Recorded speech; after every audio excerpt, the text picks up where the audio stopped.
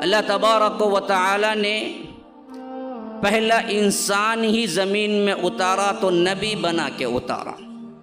یہ تھیوری بالکل غلط ہے کہ پہلا انسان جنگلی تھا، یا ڈاروین تھیوری کے مطابق جانور سے انسان بنا۔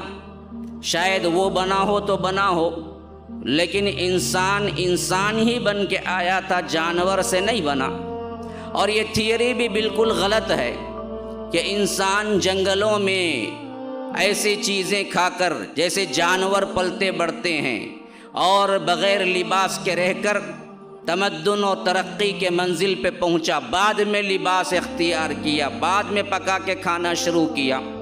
اگر ہم قرآن اور حدیث کا مطالعہ کرتے ہیں تو معلوم ہوتا ہے کہ انسان کو اللہ نے جو اتارا، پہلے ہی انسان اس وقت کا سب سے بڑا عالم بھی تھا، عابد بھی تھا، نبی بھی تھا۔ فرمایا کہ وَإِذْ قَالَ رَبُّكَ لِلْمَلَائِكَةِ إِنِّي جَاعِلٌ فِي الْأَرْضِ خَلِيفَةً قَالُوا أَتَجْعَلُ فِيهَا مَن يُفْسِدُ فِيهَا وَيَسْفِكُ الدِّمَاءَ وَنَحْنُ نُسَبِّحُ بِحَمْدِكَ وَنُقَدِّسُ لَكَ قال انی اعلم ما لا تعلمون وعلم آدم الاسماء كلها۔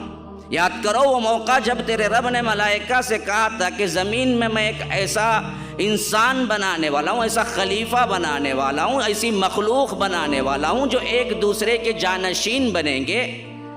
تو ملائکہ نے جو سب سے پہلی بات کی وہ یہی کہ اتجعل فیہا من یفسد فیہا ویسفک الدماء، اے اللہ ایسے کو پیدا کرتا ہے جو زمین میں فساد برپا کرے گا، خون خرابہ کرے گا۔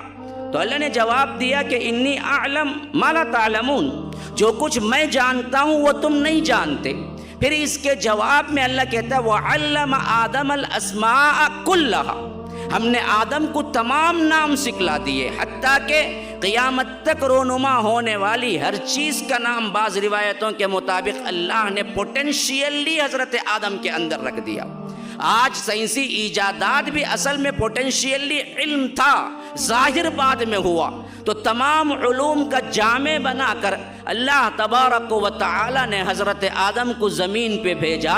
جاہل نہیں تھے، بلکہ تمدن کے اونچے اخلاق کے اونچے مرتبے پر جو انبیاء کا وصف رہا ہے اس کے ساتھ زمین پہ اترے۔ سبسکرائب کریں ہمارے چینل، کلک کریں بیل آئیکن پہ، جس سے ہر ایک نوٹیفیکیشن آپ کو